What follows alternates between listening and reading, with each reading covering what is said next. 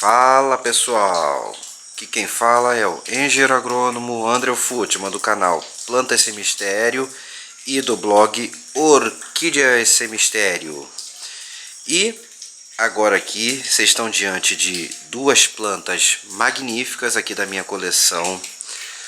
Plantas que infelizmente eu não tenho para venda no momento, mas são plantas que todo final de ano e início de ano sempre me presenteio com belíssimas floradas. É uma planta fácil de cultivo, não é difícil. Digamos assim, dificuldade nela é nível fácil a intermediário, mais para o fácil. E é uma planta muito bonita, com algumas variedades muito interessantes. Pois é, essa planta que eu vou falar agora e será o nosso Grammatophyllum scriptum. E então vamos iniciar o nosso vídeo sobre fases do desenvolvimento, fenologia, comportamento e algumas dicas de cultivo sobre nossos Grammatophyllum scriptum. Vamos lá então, pessoal? Vamos! Pronto, pessoal, tô de volta. E então, como eu falei, vamos falar sobre o Grammatophyllum scriptum. Mas antes, quero desejar a todos um feliz 2018. Um ano de muitas conquistas, muitas vitórias para todos nós, ok? E agora, sem muito falatório, vamos apreciar um pouco nosso Grammatophyllum scriptum. Essa aqui é uma das suas variedades, que se eu não tiver errado, eu acho que é Tigrinum, que chama a variedade Tigrinum. Ela é muito bonita, né? Haste comprida, ela é arqueada assim mesmo. E a outra variedade aqui, de flores mais clarinhas, é a variedade Citrinum, o nome dela, Citrinum.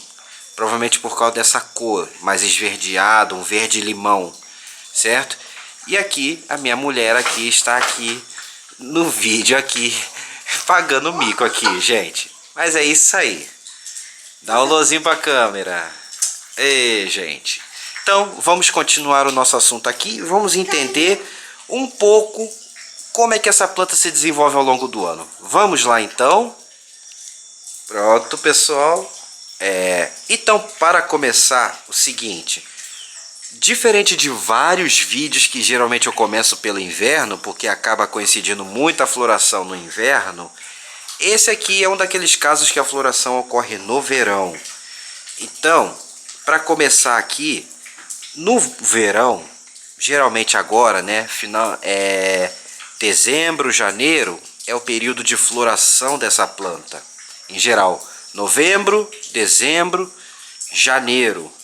Ela começa a emitir a sua haste floral lá por volta de final de outubro, início, meado de novembro, e a haste desenvolve bastante rápido, e já mais para a segunda semana, terceira semana de dezembro, ela já começa a abrir e rapidamente ela abre toda. Começa da base até a ponta, abrindo. E essa floração dura em média um mês. Nesse período de floração de verão, final de primavera, verão, ela não emite broto, geralmente. Ela está sem brotações novas. Vocês podem ver, ela costuma ter muitos bulbos traseiros sem folha, apenas os mais da frente enfolhados. Mas eles continuam gordos, né, firmes e sustentando a planta, ok? E deles podem sair novos brotos e também servir para fazer novas mudas. Essa é uma planta que eu vou falar mais para frente, mas ela tem assim algumas características de cultivo parecidas com os catacetos. Inclusive elas têm algum parentesco com cataceto e algumas coisas que são parecidas com os catacetos. Então ela é muito interessante, só que é uma planta fácil de cultivar, ok? Então nessa época de floração agora, que vai até metade de janeiro, final de janeiro, ela geralmente não está emitindo brotações, ok? E assim que passa essa floração, esse período agora, a floração começa a diminuir, acabar, logo depois ela vai entrar no que a gente chama do período de brotação. Fevereiro, março, abril, ela entra no período de brotação E essa brotação se estende durante todo o final do verão, outono e inverno. Então, basicamente, chega outono e inverno, ela está brotando vigorosamente. Os seus novos brotos estão se desenvolvendo a pleno vapor. Ela está enraizando também nesse período com bastante violência, né? Bastante vigor. A planta que enraiza vigorosamente nesse período de final de verão, outono e inverno. Embora ela enraize o ano inteiro, nesse período de brotação ela enraiza mais vigorosamente, ok? Então, outono e inverno ela está brotando e enraizando. Ela pode emitir um surto de brotação no depô logo após a floração, e ela pode emitir mais de um outro surto mais para o inverno também. Então não é raro, mais para junho, julho, ela emitir novos brotos, além daqueles que ela já emitiu depois da floração. Pode acontecer, gente. Então esse período ela está em atividade. Ela não para as atividades, ela continua se desenvolvendo bem durante o inverno, certo? E aí entra a primavera, na primavera, essa planta ela já está terminando de desenvolver os últimos brotos, já estão praticamente maduros, e aí chega novamente outubro, novembro, ela começa a emitir suas hastes florais, e dezembro, janeiro, inicia o ciclo novamente com uma nova floração, pessoal, ok? Então, essa é a fenologia dessa planta, é uma fenologia bastante simples. Resumindo, floração, final de primavera, verão, ciclo de brotação e enraizamento, depois da floração, final do verão, outono e inverno, até início da primavera. E aí o ciclo se repete, ok? Ela só para de brotar durante a floração, geralmente, certo? Então, essa é a fenologia dessa planta. Muito simples, não é, pessoal? Agora, diante desse comportamento, vamos entender algumas características dessa planta e alguns comportamentos. Vamos lá, então? Pronto, pessoal. Agora vamos entender algumas características e comportamento dessa planta. Primeiramente, se vocês notarem bem, em relação ao seu enraizamento, notem que, ela possui raízes mais engrossadas, normal mesmo, como os catacetos também fazem, né? Esse tipo de raiz engrossada.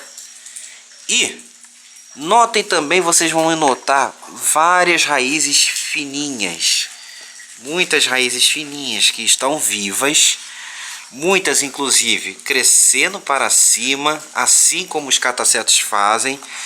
E vocês notem que ela forma essa estrutura macia que sai por todos os lados do vaso, cresce para cima e tampa todo o substrato. A gente chama essa estrutura de ninho. Pode ver aqui na outra planta também, esse ninho, essas raízes fininhas que se formam, elas provavelmente têm a função respiratória. Muitas delas que crescem para cima são raízes pneumatóforas, que têm função respiratória, mas essa estrutura de ninho provavelmente também tem a função de capturar material orgânico em decomposição que cai, insetos mortos, que vão servir para nutrir a planta depois através de suas raízes grossas, ok? Então, lembrando que é uma planta epífita, assim como catacetos, é uma planta asiática, se eu não me engano, diferente dos catacetos, mas elas têm parentesco, e elas formam essa estrutura ninho, que além dessa função respiratória da planta, ela tem essa função de capturar insetos mortos, material orgânico em decomposição, que vai servir para auxiliar na nutrição da planta depois, ok? E é uma coisa muito interessante e é um indicativo de saúde dessa planta. Um gramatofilo saudável, além de desenvolver bons brotos grandes, ele deve desenvolver essa estrutura do ninho, essas raízes fininhas saindo por todos os orifícios do vaso, ok?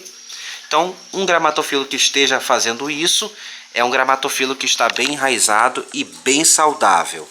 Esse é um comportamento interessante dessa planta, uma característica também. Os bulbos, eles são bem gordos, em algum momento até lembram um pouco os catacetos, porque eles têm a tendência de perder as folhas dos bulbos traseiros depois de um tempo, certo? E, assim como os catacetos, um dos principais problemas do gramatofilo é o ataque de ácaros. Ele não é uma planta que sofre muito com as podridões bacterianas, é uma planta bastante tolerante, embora ela pode sofrer sim, mas não é uma planta que tenha muito ataque de doença quando bem cultivada, mas ela pode sofrer ataques de ácaro. E os ácaros podem ser bem severos, causando desfolha nessa planta e assim provocando seu definhamento progressivo se nada for feito.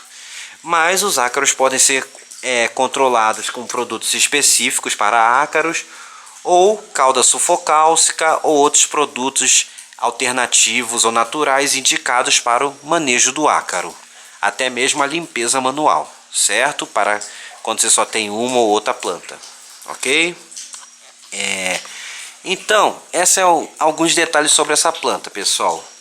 Outro detalhe interessante dessa planta é que ela é uma planta de regiões quentes e úmidas, então o seu cultivo ela necessita de ambiente úmido, com bastante umidade ambiente, mas também uma boa ventilação, uma ventilação moderada, sem excessos de vento, porque ela desidrata com certa facilidade, por causa das suas folhas largas e finas.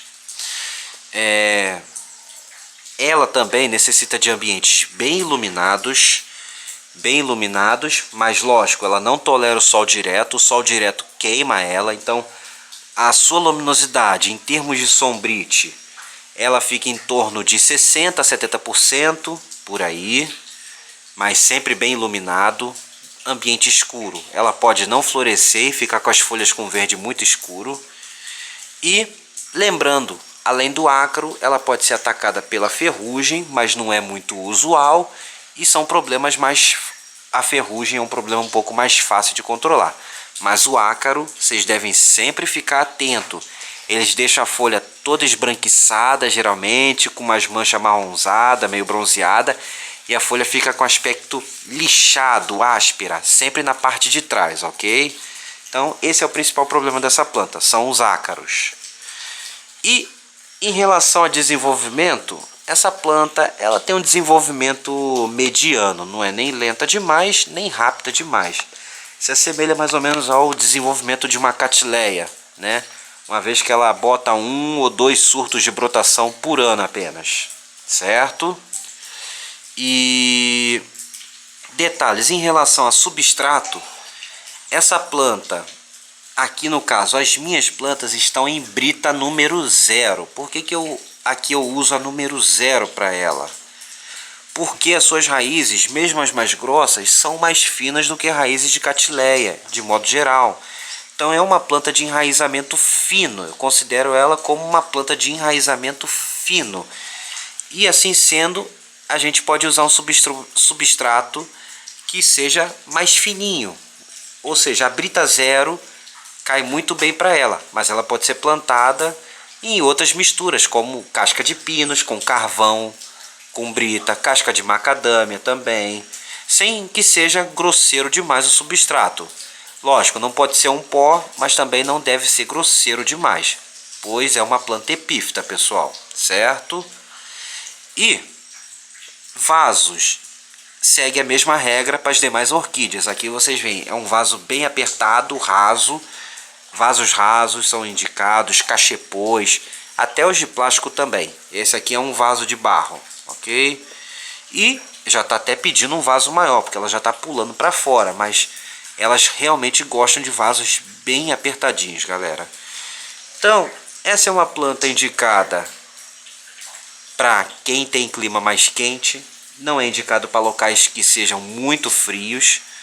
Locais mais quentes e úmidos é o ideal para o cultivo dessa magnífica planta que vocês estão vendo aqui, ó, de floração abundante, faz bonito em qualquer exposição de orquídea e muito durável. Dura em média um mês e pouco. Então dá pra gente curtir muita floração dessa planta, pessoal, certo? E essa eram as características que eu queria falar dessa planta. Agora, em relação à adubação, segue o mesmo de outras orquídeas. Não tem nenhuma diferença. Segue as mesmas recomendações, ok? E o que eu tinha para falar é isso. Agora, só para terminar o nosso vídeo, uma curiosidade dessa planta, ou melhor, desse gênero aqui, é que esse é o gênero, o Grammatophyllum, da maior orquídea do mundo. Uma orquídea que ela é tanto a maior em tamanho quanto a maior em peso, provavelmente também, podendo uma planta bem grande passar de 1 tonelada e também passar facilmente dos 3-4 metros de altura com suas hastes florais e bulbos. Os bulbos podem chegar a mais de 1,5 m, fácil, e com as hastes florais pode passar dos 3-4 metros tranquilamente. E são bem pesadas e é uma planta muito linda, chama Grammatophyllum speciosum. Ok, pessoal? Mas o vídeo aqui é do Grammatophyllum scriptum e era isso que eu tinha para falar para vocês dessa planta que recomendo ter na coleção, ok? Não é uma planta difícil de cultivo e seguindo alguns cuidados, como esses que eu acabei de citar, vocês vão ter sucesso no cultivo dessa planta, certo?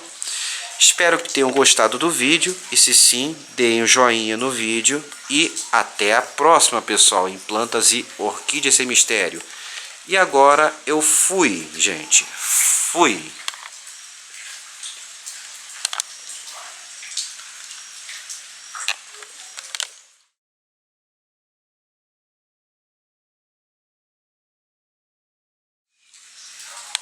Opa, pessoal, acabou não o vídeo aqui, voltei um instantinho. Lembrete final, que eu já ia esquecendo de falar, para os que querem reproduzir essa planta através de semeadura. Eu já fiz, né, e a cápsula do Grammatophyllum, quando bem desenvolvida, ela leva aproximadamente 11 meses para o seu amadurecimento, ok? Então, ela tem em média de 11 a 12 meses para o seu amadurecimento completo, para o seu rompimento. Então, quem for fazer a polinização, anote bem as datas da polinização e fique atento, certo, pessoal? Agora sim, forte abraço a todos e fui! Até a próxima em Plantas e Orquídeas Sem Mistério.